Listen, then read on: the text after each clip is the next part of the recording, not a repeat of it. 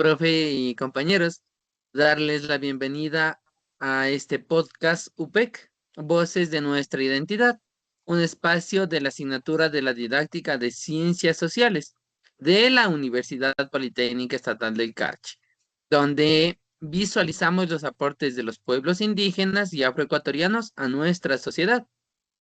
Hoy tenemos el gusto de conversar con el magíster Álvaro Miguel Rosero Ponce, y quisiéramos primeramente que nos cuente su trayectoria de estudios, su ocupación profesional, interés por la investigación, a dónde está direccionado y en qué aspectos ha destacado, los más importantes, así nomás. Ya. Bueno, yo pienso que como antes de empezar a grabar, digamos, habíamos conversado, creo que empecé yo a estudiar, y eso digo yo, empecé a estudiar el arte mucho antes de entrar en la escuela, ¿no? No en el sentido formal de un estudio ni formal ni informal, sino como les decía, cuando oía que mi padre contaba una historia que la había cambiado. Ahí yo ya creo que empieza uno a absorber, a sentir que esa es parte de la formación. Mi madre, como les decía yo, era muy hábil y siempre nos hacía trajes, nos vestía a todas mis hermanas y nos vestía de algo, entonces yo me sentía bien así un día pirata y wow, andaba de pirata y eso era muy, muy chévere, o sea, de niño todavía recuerdo haber cantado Sé que te amaré de Leodán, y Ah, también, digamos, de Gary Glitter con una peluca de mi madre y todo. Entonces digo, claro, ese espíritu que nace en un pueblo, yo nací en un pueblo con alas, en El Ángel, y entonces ahí es como una educación que te vas haciendo en un ambiente, primero muy especial, porque es un pueblito, ¿no? Que cuando yo estaba, no sé ahora cuántos serán, pero en mi tiempo éramos 3000 nada más, ¿no? Entonces esos eran contados, así unos por aquí, entonces todos nos conocíamos. Y eso fue interesante. Creo que ahí obviamente, digamos, mi primera experiencia con el coro fue fatal porque yo me presenté siendo muy niño, ¿no? Dijeron, vamos a hacer una audición. Entonces me dijeron, do, re, mi, re, do. Y yo me acerqué y así lo mismo, ¿no? Do, re, mi, o sea, en una sola línea, ¿no? Entonces mm, el curita dijo, no, qué pena. Lamento, vaya. Y ese rato me quedé en shock. Dije, no puede ser, yo quería entrar al coro, quería aprender. ay, Vivía al frente del colegio, de la escuela, ¿no? Esto era en la escuela. Entonces me fui a cambiar de ropa. 2 veces me cambié de ropa. Y regresé y dije, capaz no dije do, re, mi, re, do, no dije bien, porque no tenía idea de la música. Y de nuevo, no. Después de nuevo fui a cambiar de ropa, ya vine con una gorra ahí tapado y todo, y tampoco, ¿no? Sin embargo, digamos, creo que luego cuando ya estaba acá en el Montalvo, ¿no? Aparece la posibilidad de entrar en el grupo de teatro. Y es ahí donde yo siento que esta cuestión de contar historias es lo que a uno le llena en el alma. Así es como, wow, estoy aquí en lo mío, esto podría hacerlo 24 horas al día. Y entonces contar estas historias hace que yo empiece en el grupo del colegio Juan Montalvo a estudiar el teatro, o sea, a entenderlo, a hacer más obras. Y cuando entré a la Politécnica a estudiar ingeniería electrónica, yo busqué que haya en la Politécnica un grupo de teatro. Y ahí es donde más bien pasa una etapa de mi formación en la Poli, pero también de trabajo callejero, ¿no? Todo el tiempo pasamos haciendo teatro en la calle, pero que enriquece este mundo, ¿no? Profe, justo usted mencionaba de esa riqueza cultural que nosotros tenemos, ¿verdad? Y por ejemplo, desde su perspectiva y su experiencia, ¿de qué manera, justamente desde su trabajo, podría ayudar a preservar esta identidad cultural, ya sea de los pueblos afro o desde Montuyos o indígenas. Pero, y, por ejemplo, si usted tuviese ese tipo de grupo de alumnos y todo, ¿cómo lograría fomentar? Y con respeto, ¿no? Pues hacia ellos de igual manera. Claro, por ejemplo, ahora justo estoy en Alangasí y digamos mi contribución, y eso digo, o sea, no, uno es un puente. Entonces yo me pongo a pensar, digo, Vygotsky, ¿no? Que es un pedagogo musical que desarrolló una cuestión, sus enseñanzas, las concordancias que yo encuentro con Vygotsky, ¿no? Su método, ahora van a estar en Alangasí. Y en Alangasí no van a estar de manera como decir, esto se impone acá, sino más bien van a estar desde la realidad de Alangasí. Y también lo que acabaste de mencionar, que es muy importante, o sea, es como desde las realidades, porque a veces se ha intentado eso, ¿no? O sea, se ha intentado como decir, ir a un grupo y decirles, y yo les traigo la cultura, cuando más bien a veces hay que llegar y estar ahí y aprender de la cultura y a veces dar una mano. Ya como desde un punto de vista académico, te puede ayudar a autodescubrirte como pueblos. De igual manera, no sé, me gustaría saber así dentro de su carrera cuál ha sido, digamos, esas dificultades o esos retos que le han impactado, pero que de igual manera le han permitido seguir adelante. Claro, o sea, yo digo, es como vivimos en una cuestión dialéctica, ¿no? Aunque parezca esto raro lo que voy a decir, vivimos en una lucha de clases. Entonces, como vivimos en esta lucha de clases, nosotros nos autoidentificamos y entonces estamos en esas características, ¿no? Yo recuerdo en los tiempos de Febres Cordero que, digamos, yo hacía teatro en la calle, obviamente, digamos, era el temor, ¿no? El temor, el miedo, pero era complicado, pero al mismo tiempo eso daba pie a que uno cree cosas. Justamente de lo que está hablando, del propósito de querer aprender y sobre todo enseñar de forma espontánea y práctica. También se me viene aquí una pregunta sobre lo que estaba mencionando de las necesidades y de las dificultades que se lleva a cabo en todo lo que nos ha conversado. Yo le quisiera hacer una pregunta con respecto a esto. Si usted ha recibido apoyo institucional o comunitario para su iniciativa y cuáles serían o cuáles fueron, si es el caso. Ahí, digamos, hay diferentes experiencias en ese sentido. O sea, creo que hay un momento en que se crea el Ministerio de Cultura y empiezan a desarrollarse proyectos.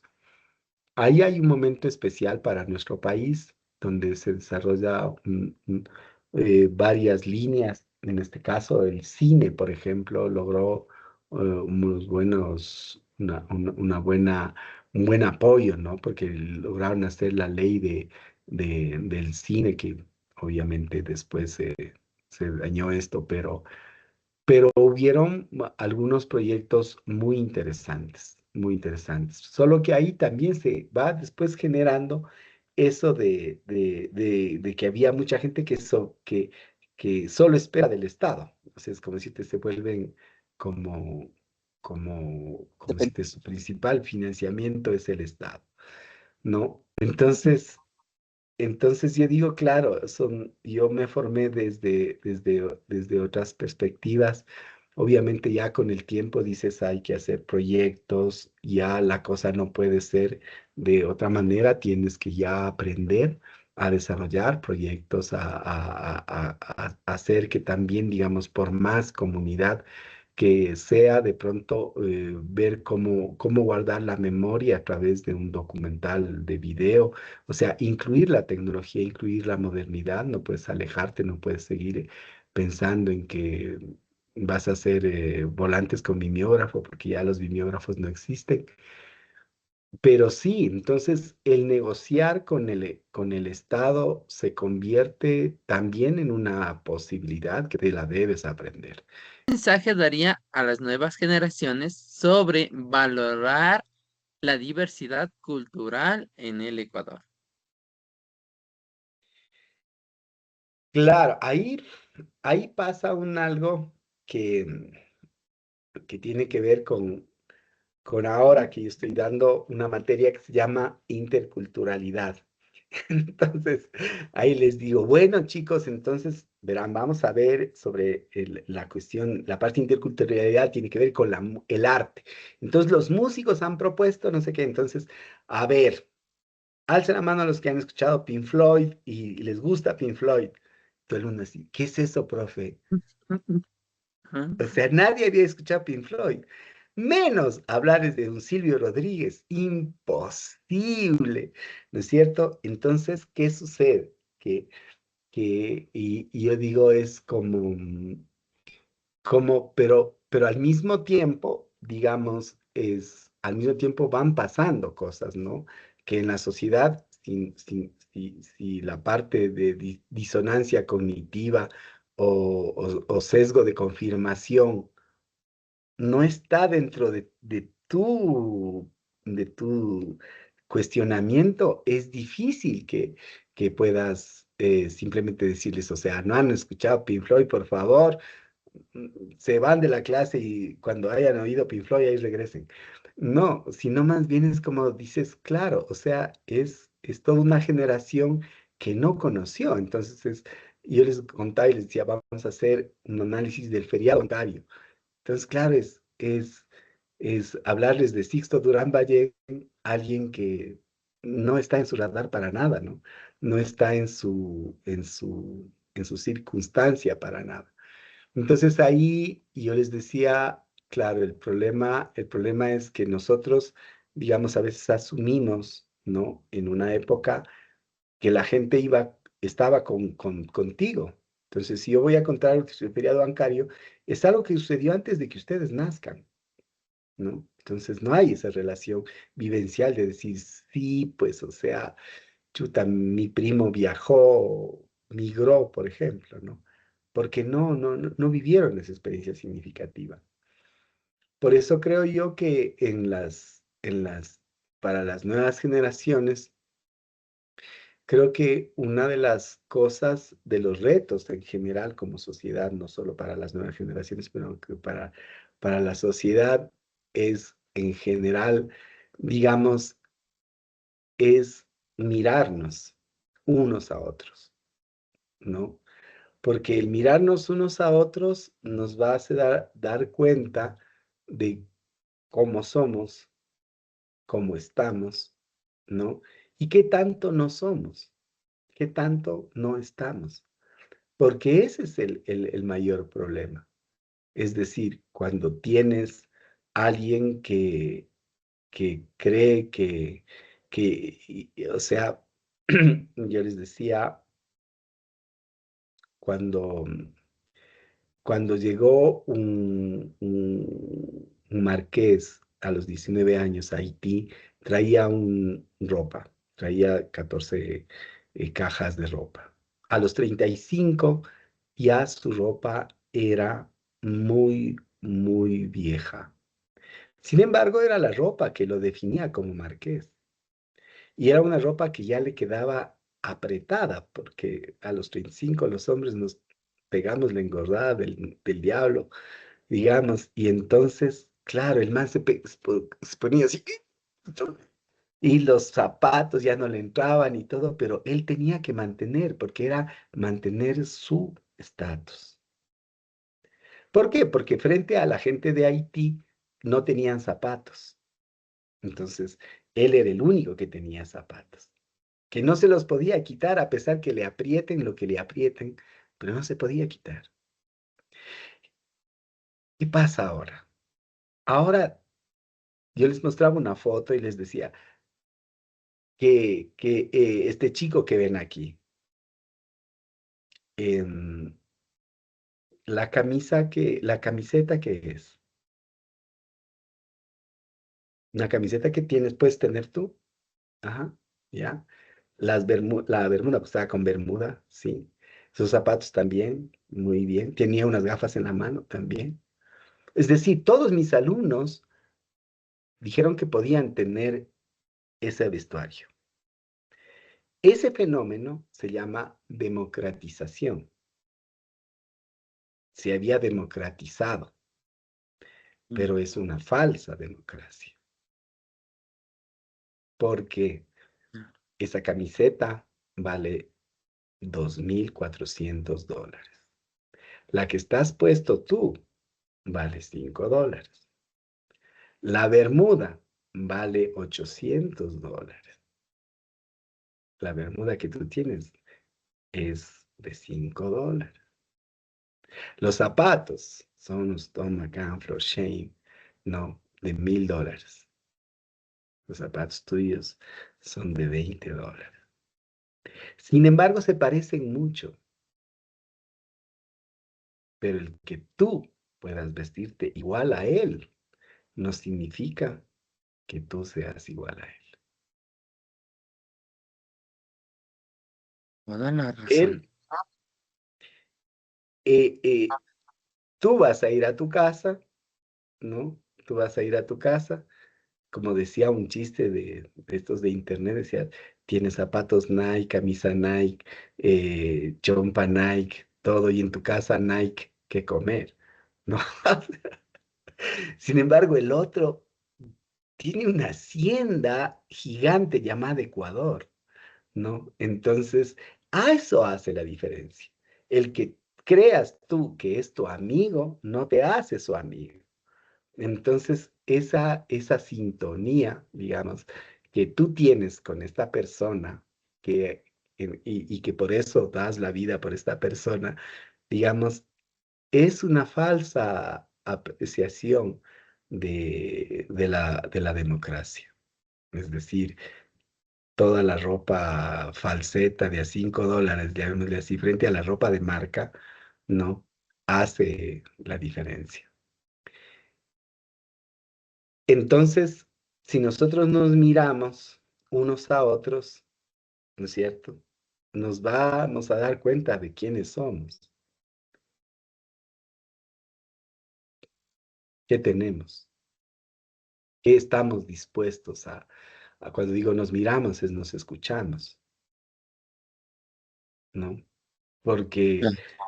porque si bien la inteligencia artificial puede hacer música, pero a mí me gustaría más bien que el John, ¿no es cierto? O sea, que coja su guitarra y toque, eso va a ser lo máximo en el mundo. ¿Por qué? Porque no va a ser ese algo hecho por la inteligencia artificial, va a ser por la habilidad de este muchacho, que cogió y se sentó y te toca igualito a él mismo.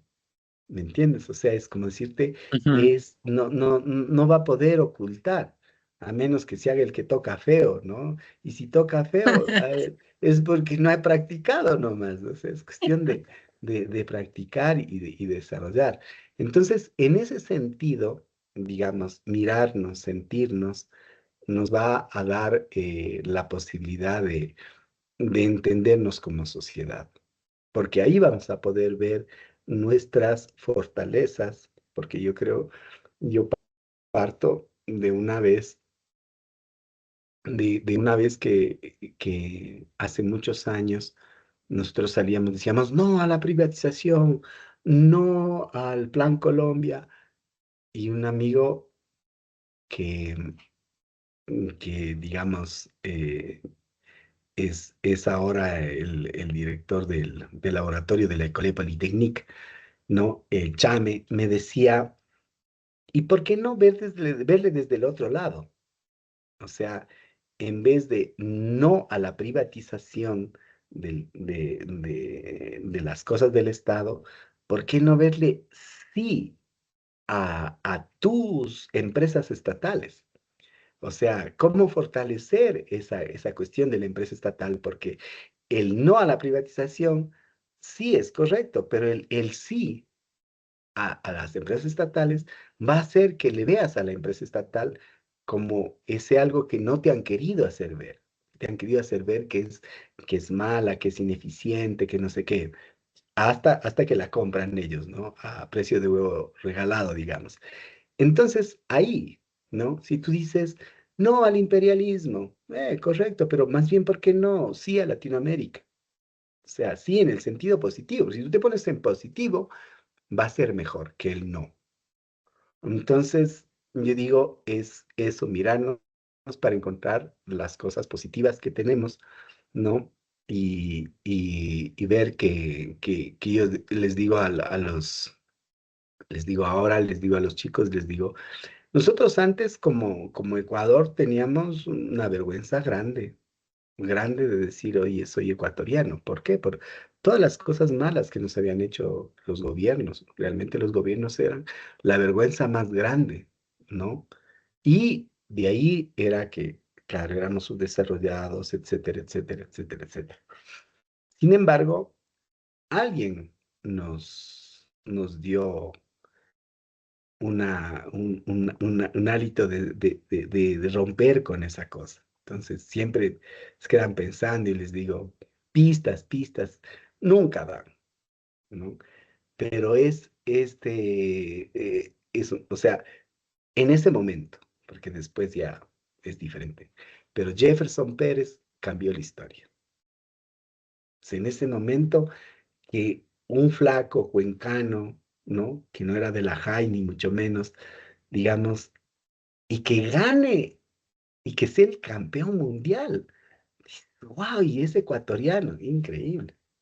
¿No es cierto? Eso le dio una cosa. Luego tal vez, digamos, afianzamos eso con el otro flaco, Caviedes, que nos dio la clasificación mundial que nosotros jamás en nuestra vida habíamos clasificado, ¿no? Era increíble, ¿no? Y obviamente nuestro Richard, digamos, nos ha dado ese tono, esa tónica mundial, que es increíble, ¿no? También de decir, o sea, no es que Richard viene de la élite guayaca o como el Andrés Gómez, que era un tenista, pero que era de mucho, o Nicolás Lapenti, que era otro más, de mucho dinero, sino más bien que esto nos había hecho ver, digamos, y de ahí que, claro, Daisy Dahomes, ¿no? Nos hace ver que una mujer afro puede ser una campeona mundial, ¿no? Y ahí, digamos, en este sentido, es ver que nosotros, ¿no? En estas nuevas generaciones, eh, simplemente lo que vivamos, lo tengamos a mano, sea capaz de palparse, sea capaz de comer, ¿no? Con esto quiero decir que lo puedas fabricar, porque una sopa instantánea, no sé cómo le llaman, que son como unas tarrinas nomás que las Ah, calientan el y ya, eso lunches. no lo hiciste tú. Entonces, Mm, que algo que tú lo puedas hacer, que lo puedas reunirte, que puedas compartir, seguro te va a dar a ti esa conciencia que debes tener sobre tu cuerpo, sobre tu alma, sobre la colectividad, sobre los demás, sobre la empatía que vas generando al mirarte.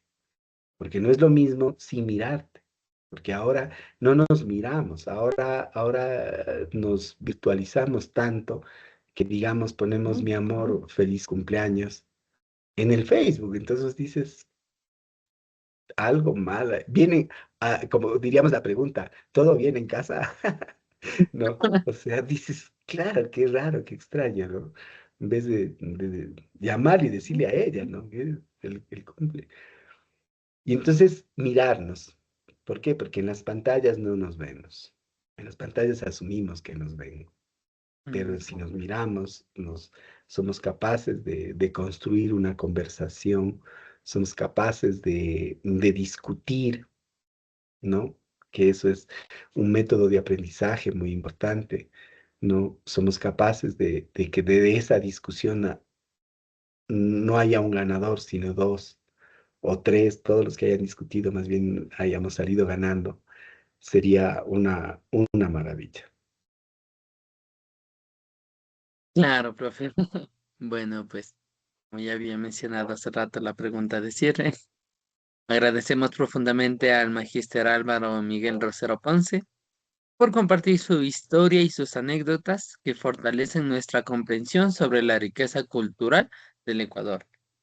Esto fue Voces de Nuestra Identidad. Gracias por acompañarnos. Les hablaron Marcia Márquez, Sean Busda y Johnny Nagan, estudiantes de la carrera de Educación Básica de la Universidad Politécnica Estatal de Icache. Gustaría despedirme con algo visual, ¿ya?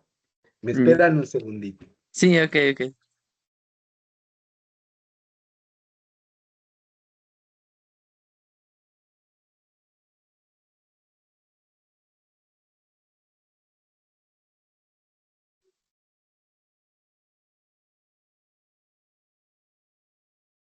Su